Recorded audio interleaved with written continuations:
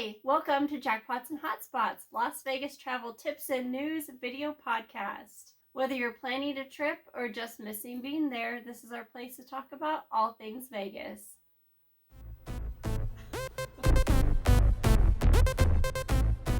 As you can see, I've got a little helper today. Bree is helping me.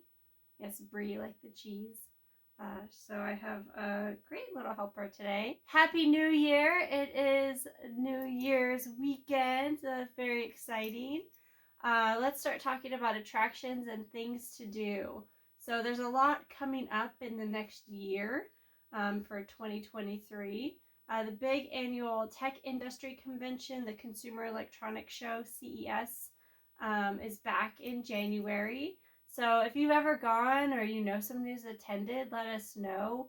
I think people who travel for business frequently or just go to Vegas a lot have definitely heard of this show, or this convention.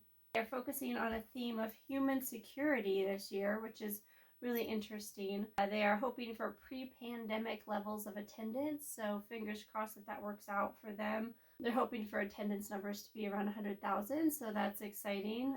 Good for the city, obviously. And apparently they're going to do some cool stuff like live streaming the International Space Station. So I'm always interested in stuff like that. So it sounds like it's a big deal.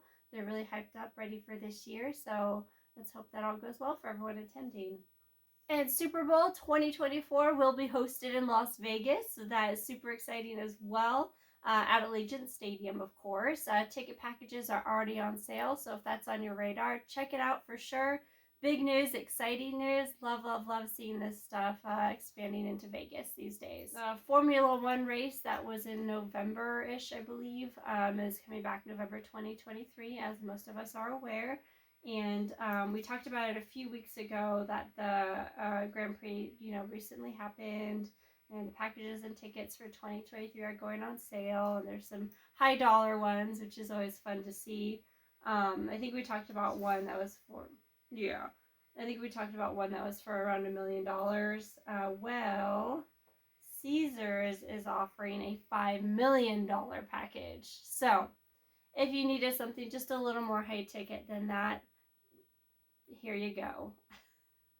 You've got a $5 million package. It's called the Emperor package, of course, Caesars. You get 5 nights at the Nobu Sky Villa. It has 3 bedrooms. It has a 4,700 foot terrace. So just the terrace is that big. That can accommodate up to 75 people. So those villas are apparently really good for, if you're going to have events in your room, in your suite. This would be perfect for that, obviously. The package includes private villa spa service for 6 people, private dinner for 12, featuring Chef Nobu Matsuhisa's new style Japanese cuisine. I probably butchered that name, I'm sorry. What else? 24/7 butler service, personal VIP host, access to events and experiences, I would hope. 12 tickets to the Paddock Club. I don't know what that is. I just wrote it down. Access to the pit lane walk, personal driver, and a Rolls Royce to use while you're there. And, of course, some Adele tickets. Don't those already cost like $1 million anyway? So, there you go. So that's pretty cool. So if you have that budget or big spenders who do, there you go. Check it out. Let us know if you or you know anyone who is a high spender like that and can afford those really, really, really high dollar ticket things and experiences in Vegas, because to the normal people, to the lay person, it's super interesting. So there you go, a glimpse into the other side, right?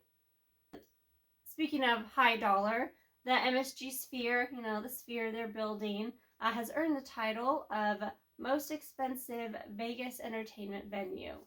So previously it was Allegiant Stadium, which, if you think about it, all that kind of makes sense. That kind of tracks, right, with inflation and just the timeline of things and the economy, cost of building materials, all of that. It makes sense that the newer stuff is more expensive. In addition, obviously, this is a huge production with all kinds of LED screens and technology, and they're going to be, it's going to be a venue that can accommodate lots of different types of events and media. So it makes sense that it's a super high dollar and costing a lot of money to build. But yeah, so it's earned that title. So hopefully it all works out for them. Hopefully, we can all afford to go to stuff there, right? That's kind of my thought process right now is, okay, well, I'm excited. It sounds great. So I hope I can go enjoy it too.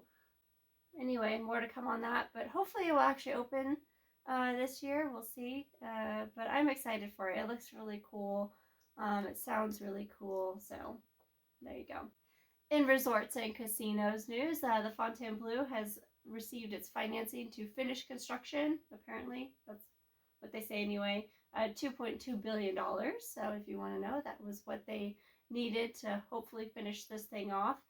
They've also hired their executives. So they've hired people. They're finishing the financing for the construction. So it sounds like things are actually continuing to rock and roll and hopefully wrap up.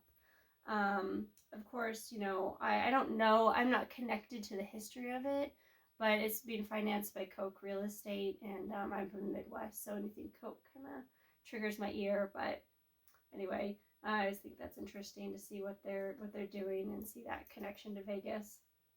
But yeah, they're still projected to open late 2023, so who knows? That would be cool. The history of that site, again, I don't have a lot of connection or knowledge of it, but they've had a lot of troubles over the years, financing, construction, changes in ownership, investors, things like that. So anyway, it's been an ordeal for quite a while, especially if you're familiar with it or that space of land right there.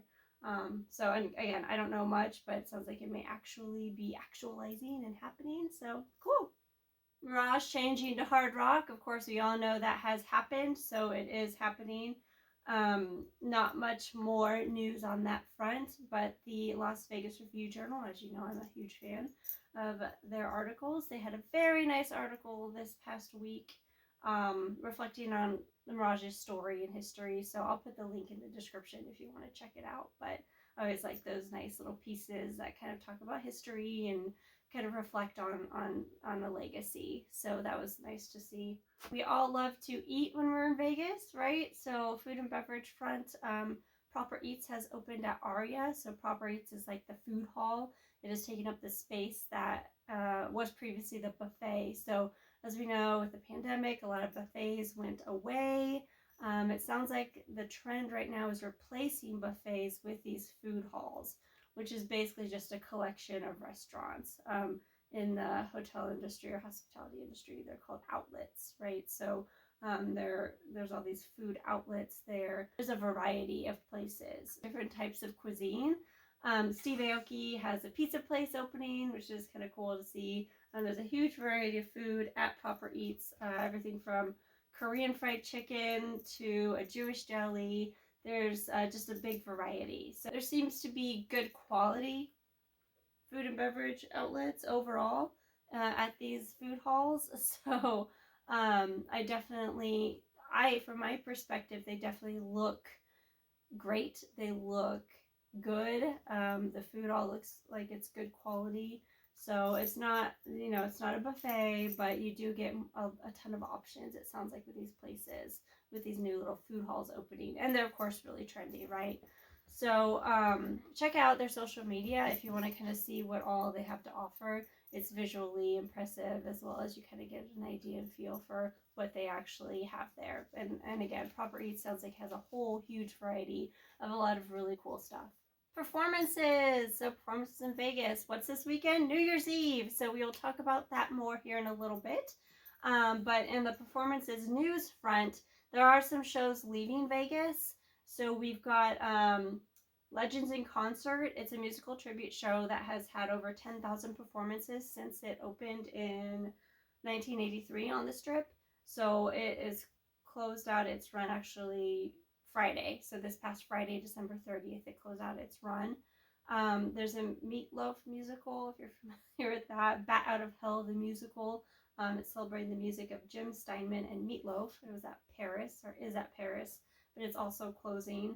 but they're going to tour. So apparently right now it's Australia, New Zealand, London in 2023 and 2024. So that's good that they're continuing to go out there. Another one, the closing is Extravaganza, the Vegas Spectacular. So that's one at Jubilee Theater at Horseshoe, Las Vegas, which was Bally's. It's closing January 7th, and then they're going to go on an international tour as well. So overall, at least they're not like disappearing from the world, but they're leaving the Strip, leaving Vegas, and going on their own.